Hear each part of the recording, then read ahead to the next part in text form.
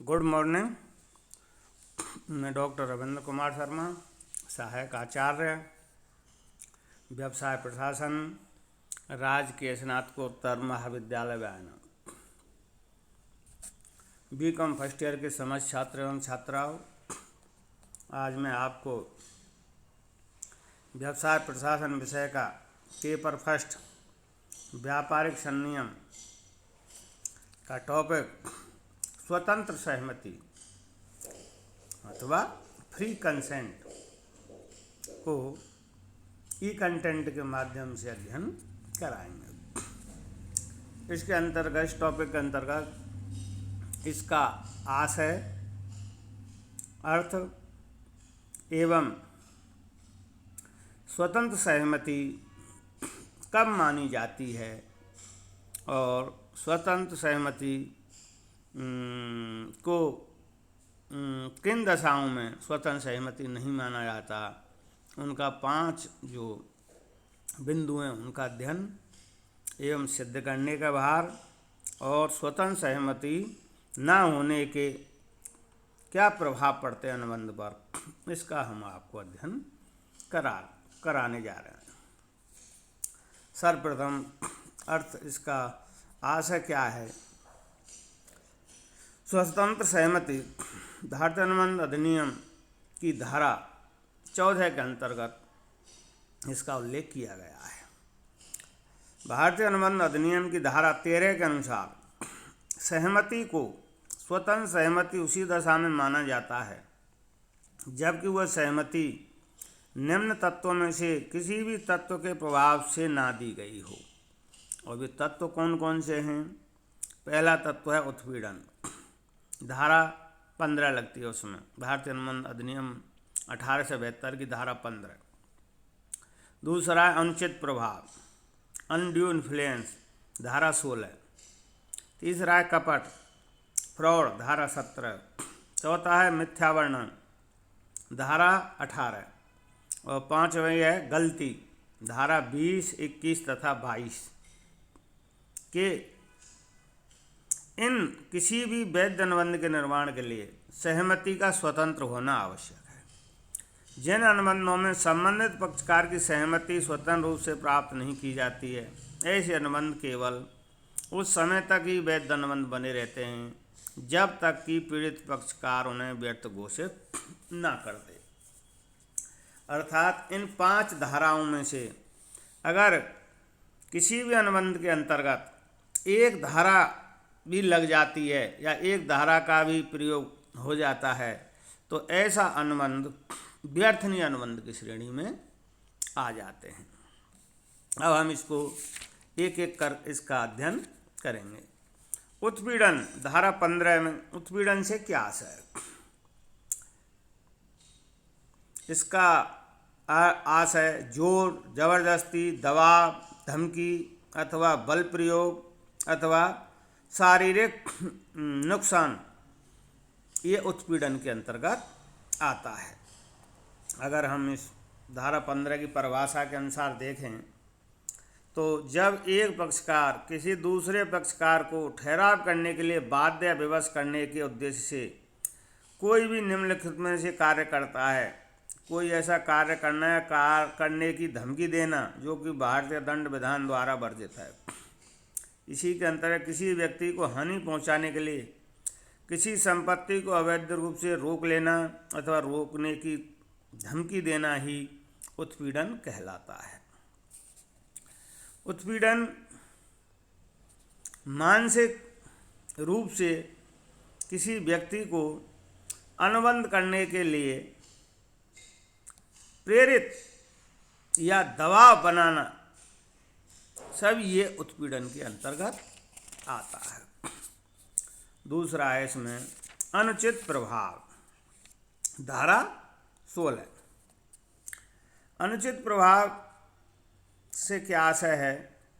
अनुचित प्रभाव, कोई भी अनुबंध उस समय अनुचित प्रभाव द्वारा प्रेरित माना जाता है जब पक्षकारों के मध्य विद्यमान संबंध ऐसे हैं कि पक्षकारों में से प्रत्येक एक दूसरे की इच्छा को प्रभावित करने की स्थिति में है और दूसरे पक्षकार पर अनुचित लाभ प्राप्त करने की इच्छा से उस स्थिति को प्रयोग में लाता है। इसके अंतर्गत अपन अध्ययन करें तो अनुबंध करने वाले दोनों पक्षकारों के मध्य विद्यमान संबंध इस प्रकार के होने चाहिए कि वो एक दूसरे की स्थिति को प्रभावित करने की स्थिति में हो, पहला। और दूसरा इसमें तत्व है, एक पक्षकार दूसरे पक्षकार से अनुचित लाभ प्राप्त करने के उद्देश्य से वास्तव में अपनी इस स्थिति को प्रयोग में लाता है। इसे हम अनुचित प्रभाव के नाम से जानते हैं। अब अनुचित प्रभाव के उदाहरण हैं, जैसे अनुचित प्रभाव किन किन व्यक्तियों के द्वारा किया जा सकता है, यानी जो फिड्यूशियरी रिलेशंस हैं, विश्वास संबंध होते हैं, वहाँ अनुचित प्रभाव का प्रयोग होता है। जैसे गुरु शिष्य, पिता पुत्र, ऋणदाता परेशान ऋणी, धर्मगुरु चेला हैं, ये क्या है, ऐसे विश्वास संबंध हैं, वकील मुवक्किल। तो इन संबंधों में एक पक्षकार दूसरे पक्षकार की मनोवृत्ति को प्रभावित करने की स्थिति में होता है और स्वयं लाभ कमाने के उद्देश्य से उनका अनुचित प्रभाव के द्वारा अनुबंध करने के लिए उनको प्रेरित करता है। इस तरह से ये विश्वास संबंध जहाँ होते हैं वहाँ ही इसका प्रयोग किया जा सकता है। तीसरा है इसमें कपट। कपट क्या है, धारा अनुबंध अधिनियम की धारा 17 के अंतर्गत आता है। और कपट से आशय क्या है, कोई भी ऐसा कार्य जिसमें एक पक्षकार किसी अन्य पक्षकार से कोई ठोस लाभ अनुचित एवं दोषपूर्ण साधनों से प्राप्त करता है, उसे हम कपट कहते हैं। अब कपट को एक विद्वान ने परिभाषित किया है। देरी बनाम पीक में लॉर्ड हर्शेल ने कपट को परिभाषित करते हुए कहा है कि कपट से आशय इसका अर्थ मिथ्या कथन करने के होते हैं, जो जानबूझकर कहा जाए या इसके सत्य में विश्वास के बिना या घोर असावधानी से किया जाए कि यह सत्य है अथवा मिथ्या। यानी कपट क्या है, जानबूझकर किसी भी व्यक्ति को धोखा देना कपट के अंतर्गत आता है और धोखा देने के उद्देश्य से या उसे अनुबंध करने के लिए प्रेरित करने के लिए ही कपट का उपयोग किया जाता है। कपट की कई दशा हैं। किसी ऐसी बात को जानबूझकर सत्य बताना जो कि वास्तव में असत्य है। दूसरा, तथ्य को क्रियात्मक रूप से छिपाना जिसके संबंध में उसे जानकारी अथवा विश्वास है। एक ऐसा वचन जो पूरा नहीं करने के अभिप्राय से दिया गया हो। कोई भी ऐसा कार्य अथवा बोल जिसे किसी अधिनियम द्वारा विशेष रूप से कपट में घोषित करता हो। कभी कभी मौन अर्थात चुप रहने का अर्थ भी कपट होता है। इस तरह से कपट का प्रयोग किया जा सकता है। ये सब अनुचित लाभ कमाने के लिए किसी भी व्यक्ति को कपट के द्वारा अनुबंध करने के लिए प्रेरित करना कपट के अंतर्गत आता है। और ऐसे अनुबंध प्राय समस्त अनुबंध व्यर्थनीय होते हैं। अब इसमें दो बातें महत्वपूर्ण हैं। सबसे पहली है कि अनुबंध करने वाले व्यक्ति को वास्तविक सत्यता की जानकारी होते हुए भी वो उसको असत्य बताता है। दूसरा, कपट धोखा देने के उद्देश्य से किया गया हो तभी वो कपट माना जाएगा। अगला बिंदु है इसमें मिथ्या वर्णन। मिथ्या वर्णन जिसके इसके नाम से ही प्रतीत होता है। मिथ्या में झूठ और प्लस वर्णन अर्थात झूठ का वर्णन करना मिथ्या वर्णन कहलाता है। इसका साफ देकर देखें जब कोई पक्षकार किसी असत्य बात का उसकी सत्यता में विश्वास रखते हुए वर्णन करता है तो इस प्रकार का कथन मिथ्या वर्णन कहलाता है। अर्थात अनजाने में किए गए ऐसे कथन से है जो वास्तव में सत्य नहीं है। मिथ्या वर्णन के दो रूप हैं, एक है कपटपूर्ण मिथ्या वर्णन और दूसरा अज्ञानवश मिथ्या वर्णन। कपटपूर्ण मिथ्या वर्णन में ऐसा मिथ्या वर्णन या कथन जिसे कोई भी पक्षकार दूसरे पक्षकार को जानबूझकर धोखा देने के उद्देश्य से किया किसी असत्य बात को सत्य बतलाना। अज्ञानवश मिथ्या वर्णन, यदि कोई भी पक्षकार ईमानदारी से यह विश्वास करता है कि यह कथन सत्य है तो इसे निर्दोष या अज्ञानवश मिथ्या वर्णन कहते हैं। मिथ्या वर्णन के कुछ लक्षण हैं, जैसे मिथ्या वर्णन कोई भी पक्षकार अज्ञानवश करता है। मिथ्या वर्णन जानबूझकर नहीं किया जाता है। मिथ्या वर्णन करने का उद्देश्य धोखा देना कदापि नहीं होता है। मिथ्या वर्णन किसी निश्चित बात के संबंध में होता है। मिथ्या वर्णन दूसरे पक्षकार को सहमति देने के लिए प्रेरित करने के उद्देश्य से किया जाता है। मिथ्या वर्णन ठहराव की वास्तविक स्थिति के संबंध में किया जाता है। अब आप ये कहोगे कि मिथ्या वर्णन और कपट में फिर अंतर क्या रह गया? अब इसमें मुख्य अंतर यह है, कपट धोखा देने के उद्देश्य से किया जाता है जानबूझकर, जबकि कपट वो मिथ्या वर्णन जानबूझकर नहीं किया जाता। इसका उद्देश्य किसी व्यक्ति को धोखा देना नहीं होता। दूसरी बात है, मिथ्या वर्णन के अंतर्गत व्यक्ति किसी दूसरे की सुनी सुनाई बात को उसका वर्णन करना दूसरे के समक्ष मिथ्या वर्णन है। अर्थात उसको खुद सत्यता की जानकारी नहीं है, जो कि बात असत्य है, लेकिन उसको वो दूसरे के अनुसार सुने हुई बात को उसी की बात को सामने वाले के समक्ष प्रकट करना मिथ्या वर्णन के अंतर्गत आता है।